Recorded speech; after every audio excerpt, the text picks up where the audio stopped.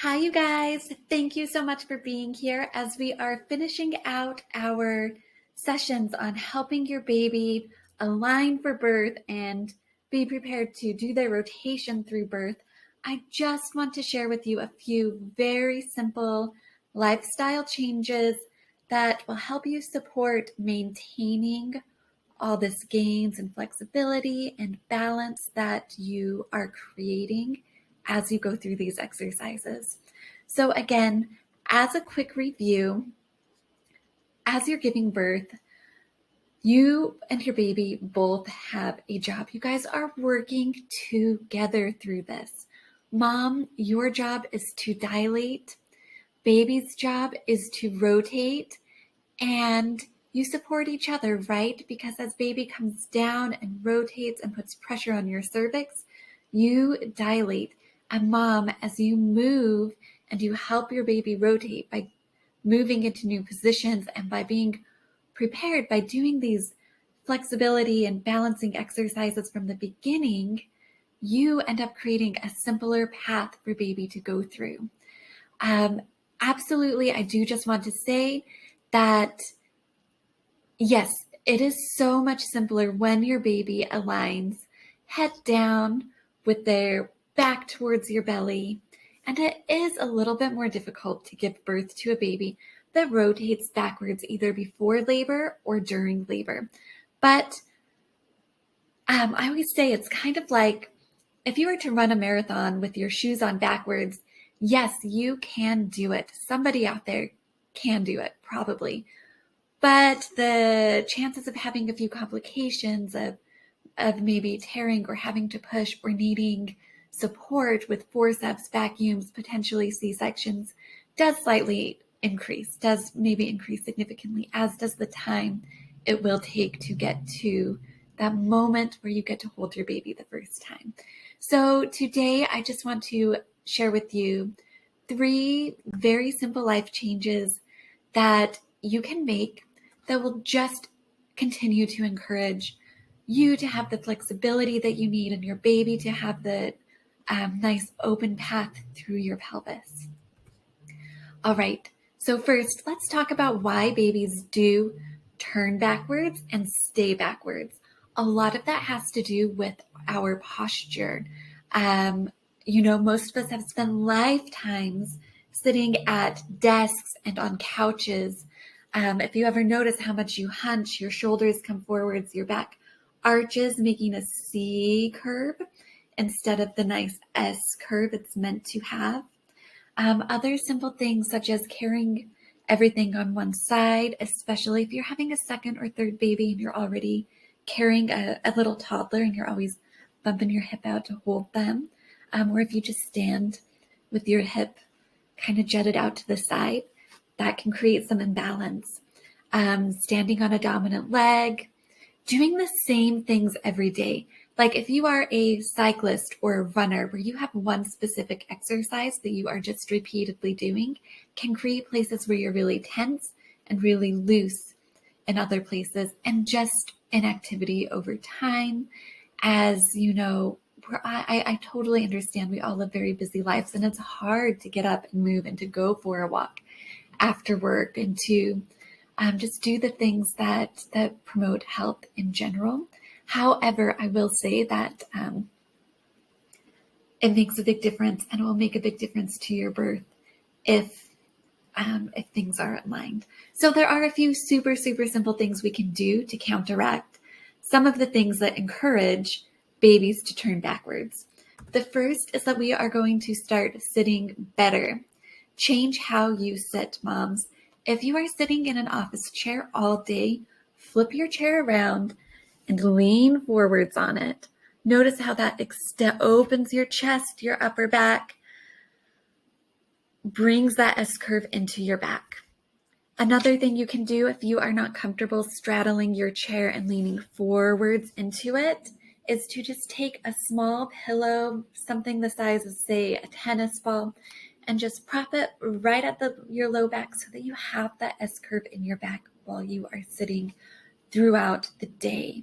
That's going to help keep your pelvis aligned and help make space in the front of your pelvis so the baby can chill out there, which of course your baby is going to move during labor, but if they have the space there and your body is used to holding them there, that's the direction they're most likely to go during labor. All right, next, we're going to relax better, okay? So end of the night, you are spending an hour or two watching TV. Great, you deserve to relax, to reset, to rejuvenate. Grab a yoga ball and sit in child's pose behind it. And again, we're going to be leaning forwards. Just do that for 10 to 15 minutes a night. And then if you do find yourself spending time on the couch, because who doesn't, right? We all need time to relax and reset. Lay on your side with pillows between your knees. But please, especially this yoga ball pose is really going to restore that S curve and just give your body time to release that tension that's built up throughout the day. All right, the last thing we're going to do is sleep better. And I'm going to show you how to do this in the section where we talk about early labor, because it's a great position if you're trying to get sleep during early labor as well.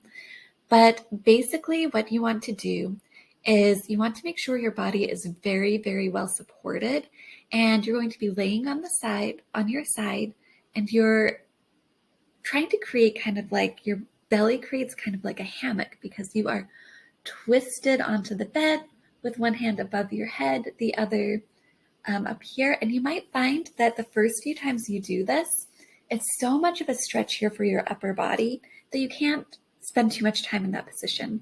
So just spend some time here, 10 or 15 minutes, and just slowly build up your time to keep your chest open, because that's really going to affect your lower body. Oftentimes when our pelvis is tilted, we are overcompensating by holding all the tension up here, right? So we're going to work on releasing these muscles, activating our abdominals, and doing things that release the extra pressure on the spine. So very simply, to get into this position, lay on your side, extend your bottom leg straight, pull your knee as if you're pulling it up to your belly, and then rotate it all the way over and support it up with pillows. You may find that this is extraordinarily comfortable, and once you get used to it, you get a lot of sleep in this position because you get more blood flow, your baby gets more blood flow and oxygen. It is a very restorative way to sleep. It was designed by a physical therapist who wanted to help create a position for women where there was no extra pressure anywhere in the body. So please try sleeping like this a few times. And if you notice that your baby hangs out more on one side than the other, spend more time laying on the side that they are on. Like if you notice their butt is mainly over to the left, spend more time on your left. And if you notice your baby's butt is over here on the right more, spend more time on that side. All right, and one last thing that I'm going to share, which is just a really quick posture reset that you can spend 5 or 10 minutes doing if you are going out for a walk, is just doing a runner's walk.